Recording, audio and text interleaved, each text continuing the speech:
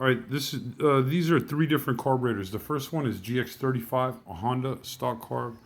This is gx50, a Honda stock carb with Walbro, and this is an adjustable two-stroke scooter carburetor. Um, all right, so the Honda GX35, this is 9 millimeter.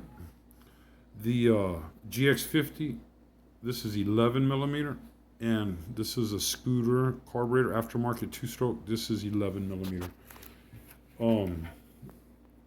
So you'll see the diameter over here on the intake side is identical, and that's GX50 Walbro scooter aftermarket carburetor, and this is the GX35. You see, it's way smaller, right? It's 11 millimeter. So anyway, I'm going to show you how to take this $10 carburetor off Amazon, 11 millimeter scooter carb, and put it on a GX50. Now, if you're putting it on a GX35, you'd want to buy the 10 millimeter aftermarket scooter carb. So what's the benefits? Well, you see these carburetors are unadjustable. There's no adjustment, not for the needle height, rich lean, nothing. It's just set. You see what I mean? It is what it is. You can't do nothing with it.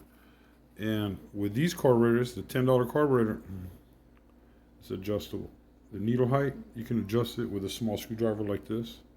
So you can bring the needle up, down, right? And you can also make it rich lean.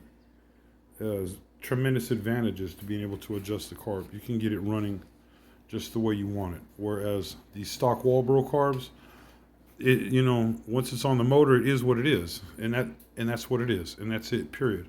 With this right here, once you get it on the engine running, you can adjust it. You can dial it in. You know what I mean? You can adjust it with this screw.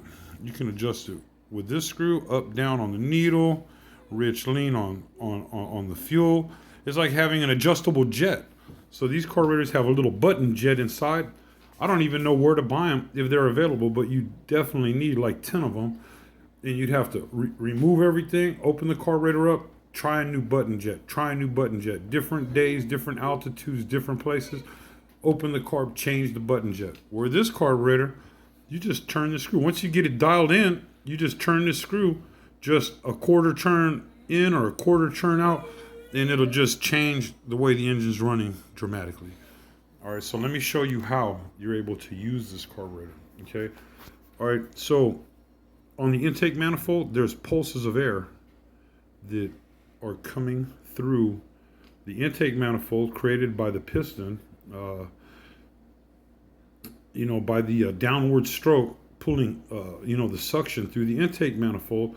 There's a pulse of air which is activating the fuel, right? So they all have this hole, even the two-stroke. The difference is there's two strokes to a complete cycle, combustion. So intake, air fuel gets pulled in, compression, explosion, and then the exhaust. Well, all that happens twice on a two-cycle car. On a four-cycle, okay, well, it takes 4 strokes in order to complete it. So you have like the intake, the compression, the combustion, and then the exhaust, right? The expelling of the burnt gases in the cylinder. It takes 4 cycles. So the pulses are different. So these carburetors have a return spring inside. And this carburetor does not. So I'm going to show you how to install that. Then you can run these carburetors. All right? So give me 1 second. I'm going to pause the camera. All right. So when you open the carb on the 4-stroke Walbro, you open it up. You're going to see.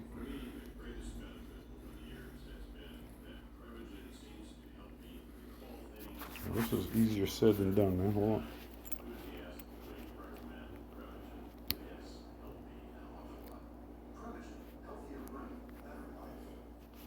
I want you to see this. You see there's a spring right here. See where the spring is located? You see? There's a return spring right here. See that spring?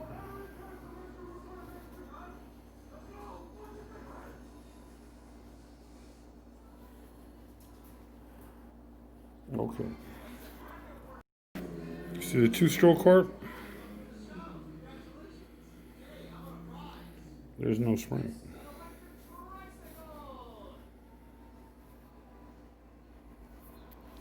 Also, you see this is the jet. This is the jet on the 4-stroke carb. It's like a little button jet, okay? So that'll just pop right out.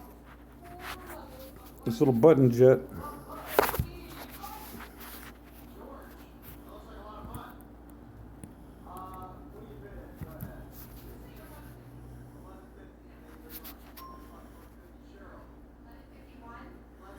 It just comes right out. So this is how much fuel is going to come into the motor just through this little jet. So it's fixed. So you need a bunch of them, you know, to change how much fuel is coming in and out. On the 2-stroke carb, see it has that little hole right there? There's no jet. All right, that's dictated by the adjustment screw, how much fuel is being let into the motor. So you can adjust it. So by having the 2-stroke carb, if you need a bigger jet, you open it up. You need a smaller jet, you close it up.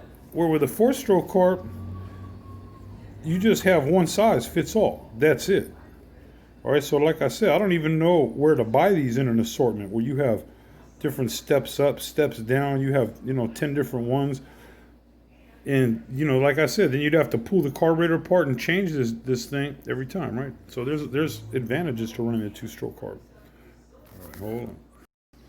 All right, now you see on the 4-stroke carb, there's a place for the spring to sit in there, locked, comfortable. The 2-stroke carb does not have that. See the difference? 4-stroke carb has a place for the spring to rest. 2-stroke does not, so we're going to have to put that in. Okay, so this is a tool I use right here.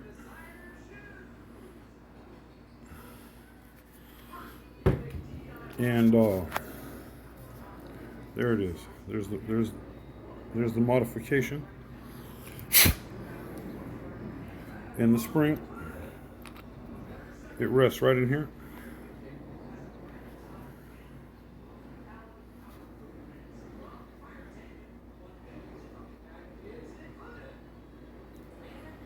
And it's locked in. You see how, it has a seat now. It has a seat to sit in. So it's not loose, it's not moving around. None of that, right? Has a nice seat. Okay, once you do that, reassemble the cart, put it all back together, and then it's gonna take adjusting,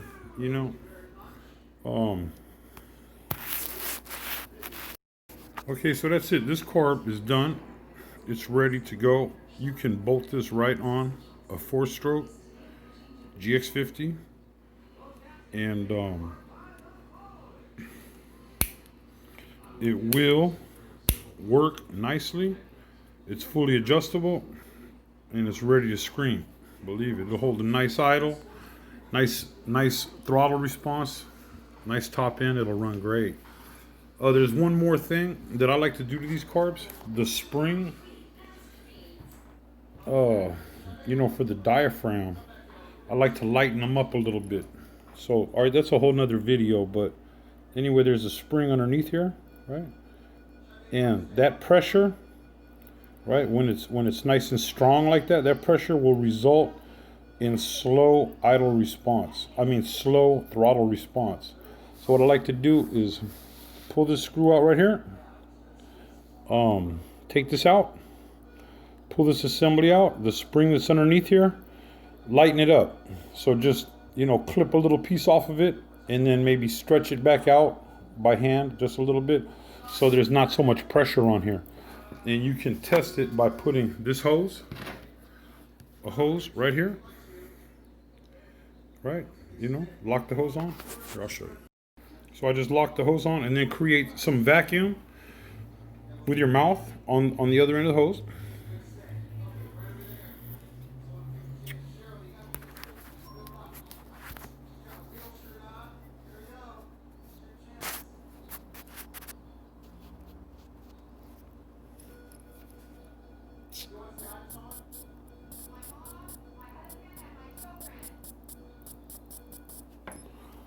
All right, so anyway, you can test it like that. This is stock, unmodified, right? You can test it like that and make sure that it's still closing, or else you'll flood out. Make sure it's still closing and seating, but make sure that you lighten this up so it takes less pressure in order to operate this, and that'll help your throttle response tremendously. Anyway, I already did that mod to this carburetor. This carburetor has the return spring, it has the spring mod. This carb's gonna run fantastic. All right, so that's how you do it. Hope you enjoyed the video.